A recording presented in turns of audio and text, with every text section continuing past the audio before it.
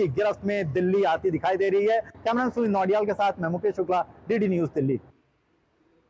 केंद्रीय मंत्री गिरिराज सिंह ने भागलपुर से हिंदू स्वाभिमान यात्रा की शुरुआत कर दी है। यात्रा शुरू करने से पहले उन्होंने पूजा अर्चना की। यात्रा की शुरुआत जिला स्कूल ग्राउंड से हुई, जो 22 अक्टूबर तक चलेगी।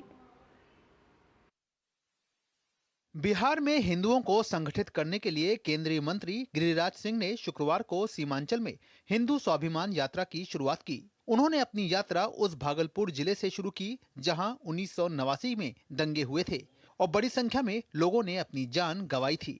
शुक्रवार को तय कार्यक्रम के तहत गिरिराज सिंह के साथ उनके सैकड़ों समर्थक पहले शहर में स्थित बूढ़ानाथ मंदिर पहुंचे और पूजा अर्चना की। मंदिर में पूजा अर्चना के बाद केंद्रीय मंत्री जिला स्कूल मैदान पहुंचे, जहां से रथ को रवाना किया गया।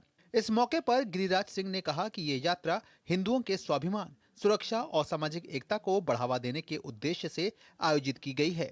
इसका मकसद हर हिंदू को अपनी पहचान और सुरक्षा के प्रति जागरूक करने को लेकर है। ये यात्रा किसी राजनीतिक दल का नहीं है, लेकिन इस यात्रा में चल रहे हैं आरजेडी के हिंदू, कम्युनिस्ट के हिंदू, भारतीय जनता पार्टी के हिंदू, जदयू के हिंदू, एलजेपी के हिंदू चल रहे हैं। ये हिंदुओं की यात्रा है, अपने अस्तित्व को बचाने की यात्रा है। हिंदू स्वाभिमान यात्रा के तहत गिरिराज सिंह के साथ आचार्य दीपांकर जी महाराज भी मौजूद रहे। उन्होंने इस मौके पर लोगों से बड़ी संख्या में यात्रा में शामिल होने की अपील की। एक ये अकेली यात्रा निकली है जो निकली है हिंदुओं को जोड़ने के लिए।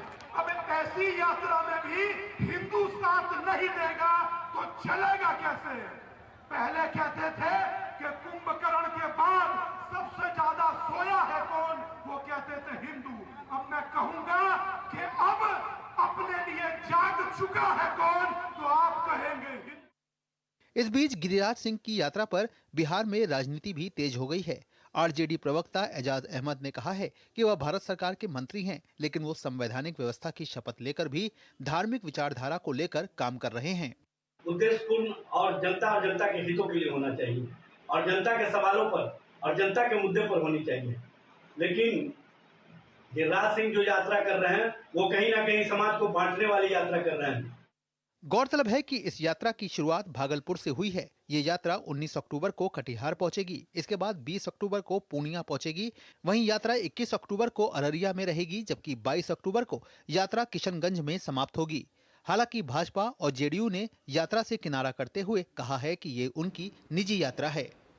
गिरिराज सिंह की यात्रा पहले चरण में 4 दिनों तक चलेगी। ये 22 तारीख को किशनगंज में खत्म होगी, लेकिन इस यात्रा का हिंदुओं पर कितना असर होता है ये वक्त ही बताएगा। डीडी न्यूज़ के लिए भागलपुर से मधुरेश नारायण। और अब लेते हैं एक ब्रेक। आप देखते रहिए डीडी न्यूज़।